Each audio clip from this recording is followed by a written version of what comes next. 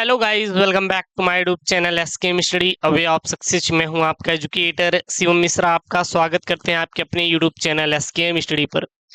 आप लोग काफी परेशान रहते हैं कि सर ये टॉपिक बोर्ड परीक्षा में पूछा जा रहा है, कोई किसी भी तरह से पढ़ा दे रहा है, कोई कुछ भी पढ़ा दे रहा है, क्लियर नहीं हो रहा है, हम कैसे करें? आखिरकार कैसे क्या होगा? हमारा ना हमारे पास नोट्स है, ना मैंने आप अभी तक सर पढ़ाई किया है। तो कोई बात नहीं, टेंशन मत लीजिए। आज से एक नया अध्याय यहाँ पे शुरू होने जा रहा है, जो कि आपको प्रतिदिन प्रतिदिन शाम को ये 5:30 बजे, जी हाँ 5:30 पर आपको बायोलॉजी का डेली डेली एक इम्पॉर्टेंट टॉपिक आपको मिलने जा रहा है। सो आप लोग पूरा पढ़िएगा। मैं एक प्लेलिस्ट जनरेट कर दूंगा, बना दूंगा, आप लोग बस आपको पढ़ना रहेगा, ठीक है ना। तो आज जो हम यहाँ पे टॉपिक शुरू कर रहे हैं वो है आवृतबीजी पौधों में नर युग्मोद्भिद का विकास। ये सबसे महत्वपूर्ण टॉपिक है आपके पुष्पी पादपों में लैंगिक प्रजनन से, ठीक है। और साथ ही साथ ये बोर्ड परीक्षा में यार बहुत ज्यादा पूछा जाता है। यहाँ पर अगर नीट की तैयारी करें तो वो भी क्लियर हो जाएगा, अगर बोर्ड की परीक्षा की तैयारी करें तब भी क्लियर हो जाएगा, कोई बात नहीं, क्योंकि ये टॉपिक ही ऐसा है जो कि आपका मैं पढ़ा रहा हूँ, ठीक है ना। तो आज हम लोग क्या पढ़ेंगे? सबसे पहले ये तो यार आपको बता दूं, नहीं तो पता लगा गुरुजी आप क्या पढ़ा रहे हैं हमें पता ही नहीं है। आवृतबीजी पौधों में नर उद्भिद का विकास पढ़ा रहे हैं, कहाँ से? पुष्पी पादपों में लैंगिक प्रजनन से। और ये सबसे सबसे आईएमपी वाला क्या है आपका टॉपिक है, सबसे महत्वपूर्ण टॉपिक है, ठीक है। चलिए गुरुजी, अब मान लिए कि आवृतबीजी पौधे पौधे में नर उद्भिद का विकास सबसे महत्वपूर्ण टॉपिक है, लेकिन सर बोर्ड परीक्षा में हमारे क्लास 12 बायोलॉजी में किस प्रकार से प्रश्न पूछे जाते हैं हमें तो ये पता ही नहीं है। तो कोई बात नहीं, नहीं पता है तो हम आपको बता रहे हैं ना कि किस प्रकार से प्रश्न पूछे जाते हैं। देखिएगा, सबसे पहले आपके किस प्रकार से प्रश्न पूछे जाएंगे, क्योंकि ये आपके दिमाग में जरूर से जरूर उठेगा ना। लेकिन एक चीज और है, पेपर में अगर दे दिया कि पराग कणों का अंकुरण, तो क्या करेंगे गुरुजी? तब भी आप यही लिखेंगे। यदि दे दिया कि आवृतबीजी पौधों में नर उद्भिद का के विकास का वर्णन कीजिए चित्र सहित, तब भी आप इसी को करेंगे। अभी हम आपको पूरा डिटेल में एक एक पॉइंट समझाएंगे, बस यही लिख देना, हो गया, ठीक है ना। देखिए, सबसे पहला क्वेश्चन कैसा बनेगा? आवृतबीजी पौधे में नर उद्भिद का संक्षिप्त विवरण दीजिए। ये सबसे पहला क्वेश्चन है, हर साल आपके पेपर में आए हुए क्या है, आईएमपी क्वेश्चन है। दूसरा क्वेश्चन किस प्रकार से बन सकता है? परागकण के अंकुरण की प्रक्रिया उपयुक्त चित्रों द्वारा समझाइए। जी हाँ, परागकण की जो अंकुरण की प्रक्रिया होती है उसको आपको चित्र सहित आपको समझाना है। अगला गुरुजी किस प्रकार से क्वेश्चन बन सकता है? आवृतबीजी पौधों के परागकण के अंकुरण की विभिन्न अवस्थाओं का सचित्र वर्णन कीजिए। जो आवृतबीजी पौधे होते हैं उनके परागकणों का जो अंकुरण होती है उनके विभिन्न अवस्थाएं कौन कौन सी होती है सर जी, सचित्र वर्णन कीजिए। या फिर दे दिया कि अंकुरित परागकण का एक नामांकित चित्र बनाइए। तो आपका ये जो क्वेश्चन है जो इस प्रकार से बना हुआ है पेपर में, आईएमपी लगाए लो, क्योंकि ये आईएमपी वाला क्या है, एक टॉपिक ही है, ठीक है ना। तो इसको आप किस प्रकार से करेंगे यार, कैसे करेंगे? तो बहुत ज्यादा चिंता नहीं करना है, अब मैं आपको बताने जा रहा हूं कि किस प्रकार से लिखेंगे। तो आप हेडिंग क्या डालेंगे? हेडिंग डालेंगे आवृतबीजी पौधों में नर मुखोद्भिद का विकास या फिर पराग कणों का अंकुरण। सबसे पहले जानते हैं कि गुरुजी ये नर युग्मोद्भिद क्या होता है। ये नर युग्मोद्भिद होता क्या है हमें समझ नहीं आ रहा है, तो आप सीधा लिख दीजिएगा, वह संरचना जिससे नर युग्मकों का निर्माण होता है उसे नर युग्मकोद्भिद कहते हैं। तो नर युग्मकोद्भिद क्या होती है? वह संरचना जिससे किसका निर्माण होता है, नर युग्मकों, यानी कि नर युग्म क्या है, पराग कण का निर्माण होता है। नर युग्म क्या है, पराग कण का निर्माण होता है, उसे हम लोग नर युग्मकोद्भिद कहते हैं, ठीक है। चलिए ठीक है सर जी। अब देखिए यहाँ पे पराग कण या अंकुरित पराग कण क्या होते हैं, नर युग्मकोद्भिद होते हैं। जो पराग कण होते हैं या जो अंकुरित जो पराग कण होते हैं यही क्या होते हैं, नर युग्मकोद्भिद होते हैं, ठीक है ना। इसको आप पूरा पूरा क्या करेंगे, छापेंगे, इसी प्रकार से आपको लिखना है, ठीक है। अब गुरुजी आपने चित्र लेकर आया है, क्या लेकर आया आपने? चित्र। ये चित्र मैं कैसे समझूं? इस चित्र को समझने से पहले, बनाने से पहले आप थोड़ा सा चीजों को और समझिए, फिर इस चित्र पे हम लोग आते हैं। सबसे पहले देखिए, पहला पॉइंट, परागकण नर मुकोद्भिद का प्रतिनिधित्व करता है। यानी कि जो सर नर मुकोद्भिद होता है, यह एक्चुअली में परागकण ही होता है। परागकण ही क्या करता है? नर मुकोद्भिद का प्रतिनिधित्व करता है। ठीक है ना? अगला यहाँ पे पॉइंट है, देखिए, परागकण में असमान सूत्री विभाजन होते हैं। अब गुरुजी ये असमान सूत्री विभाजन है क्या? देखिएगा, ये असमान सूत्री विभाजन, जैसे कि मान लीजिएगा कि एक आपका सेब है, ये क्या आपका सेब है? सेब है। आप इसको दो लोगों में बांटना है। क्या बांटना है? दो लोगों में बांटना है। चलिए गुरुजी, हमें ये दो लोगों में बांटना है, तो हम कैसे करेंगे?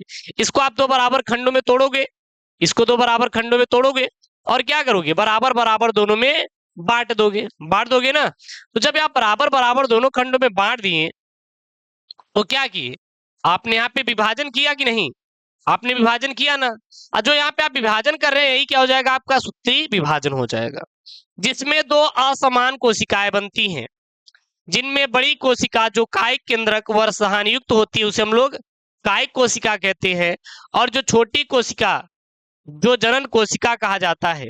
और इस प्रकार परागकण का द्विकोशिकीय अवस्था बनती है।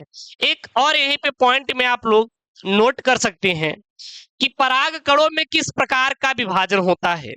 तो ये चीज याद रखिएगा, अगर आपके पेपर में बना तो आप यही लिखिएगा कि परागकण में असमान सूत्री विभाजन होता है। परागकण में किस प्रकार का विभाजन होता है? तो परागकण में असमान समसूत्री विभाजन होता है। ठीक है, यहां से एक पॉइंट हो गए। दूसरा गुरुजी, परागकण कितनी कोशिकाएं होती हैं या कितनी कोशिकीय अवस्था होती है? तो परागकण द्विकोशिकीय अवस्था बनाती है। ठीक है, कौन कौन सी गुरुजी? पहला है जनन कोशिका, पहला क्या है? जनन कोशिका, और दूसरा क्या है आपका?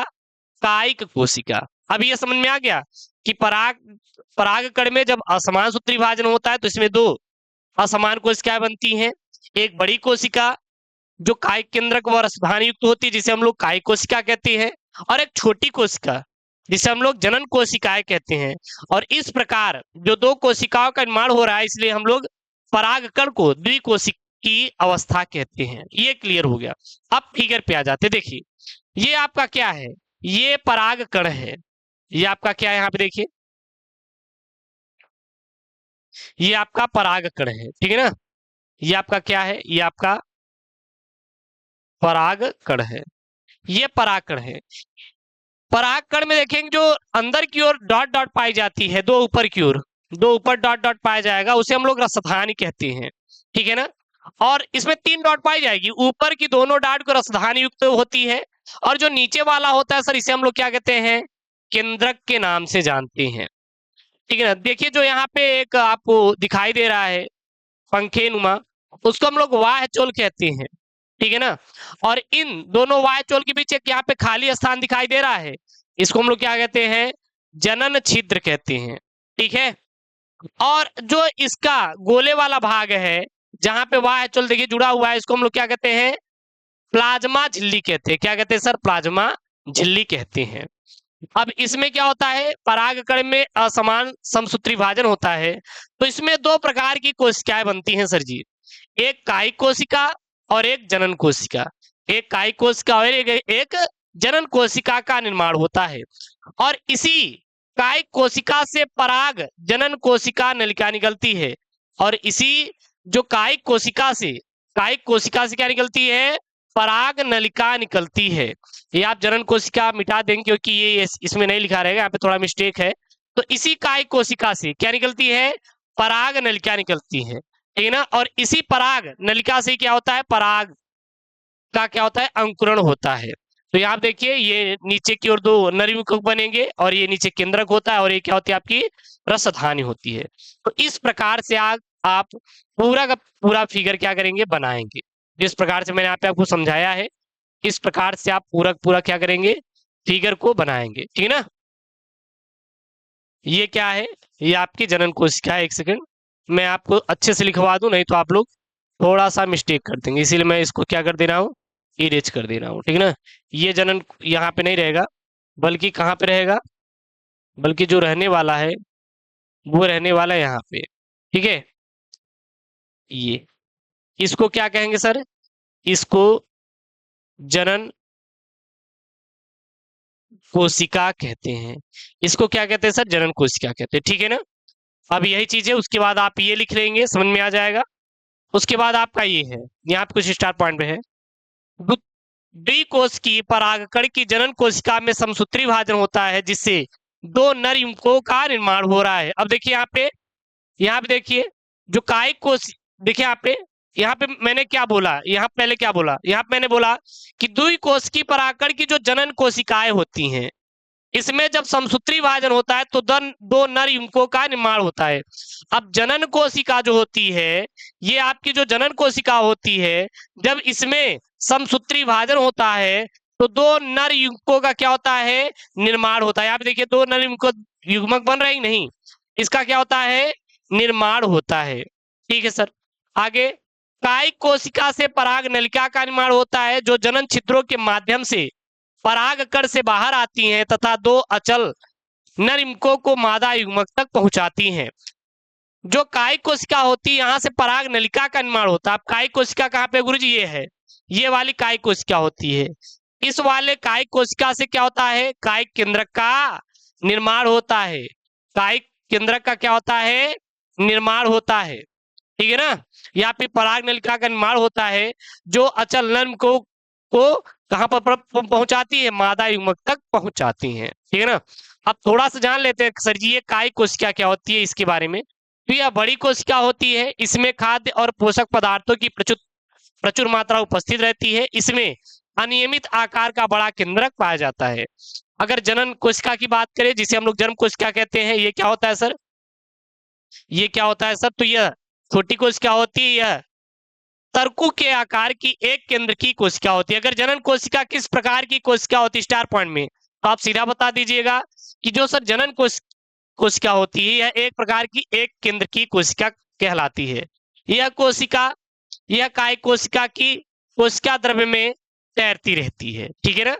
तो इस प्रकार से आप पूरा क्या लिखेंगे, आवृतबीजी पौधों में नर युग्मकोद्भिद का विकास लिखेंगे।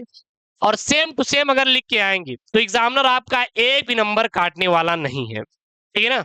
और मैं आशा करता हूं कि जो यहाँ पे मैं इतने मोस्ट इंपॉर्टेंट टॉपिक को समझाया हूं, वो आपको अच्छे से क्या होगा, समझ में आया है। तो प्लीज यार वीडियो क्या करेंगे, लाइक करेंगे और चैनल को क्या कर लेंगे, सब्सक्राइब कर लेंगे। सारा वीडियो आपको प्लेलिस्ट सेक्शन में मिल जाएगा। और इसका पीडीएफ मैं टेलीग्राम चैनल एसके मिश्री भेज दूंगा, तो एसके मिश्री टेलीग्राम चैनल से जाकर वहां से पूरा पीडीएफ डाउनलोड कर सकते हैं। ओके दोस्तों, थैंक यू, जय हिंद।